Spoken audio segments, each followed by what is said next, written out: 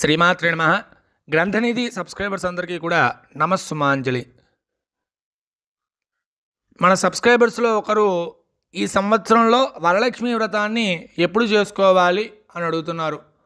మేము ఎప్పుడూ కూడా శ్రావణ మాసం 2వ శుక్రవారం నాడు వరలక్ష్మి వ్రతం అనేది ఆచరించడం అలవాటుగా చేసుకున్నామండి. మరి ఈ శ్రావణ మాసంలో 5 శుక్రవారాలు వచ్చాయి. ఈ 5 శుక్రవారాల్లో ఏ శుక్రవారం వరలక్ష్మి వ్రతం చేసుకోమంటారు అని చెప్పి అడుగుతున్నారు మన సబ్స్క్రైబర్స్లో ఒకరు. వ్రతకథ అనుసారంగా చూసుకుంటే శ్రావణ పౌర్ణమికి ముందుగా వచ్చేటువంటి శుక్రవారం నాడు చేసుకోమని ఉన్నది.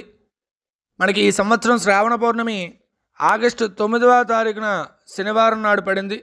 దానికి ముందుగా వచ్చేటువంటి శుక్రవారం అనగా ఆగస్టు 8, 2025 సంవత్సరంలో ఈ యొక్క శ్రావణ మాసంలో చేసుకునేటువంటి వరలక్ష్మి వ్రతం చేసుకోవచ్చు. చతుర్దశి శుక్రవారం నాడు పడినది కావున ఎవరైనా వరలక్ష్మి వ్రతాన్ని ఆచరించదలిచినటువంటి భక్త మహాశయులు ఎవరున్నా సరే ఖచ్చితంగా శ్రావణ పౌర్ణమి ముందుగా వచ్చేటువంటి ఆగస్టు 8వ తారీఖున చేసుకోవడం అత్యంత శ్రేయస్కరం. శ్రీమాత్రే నమః.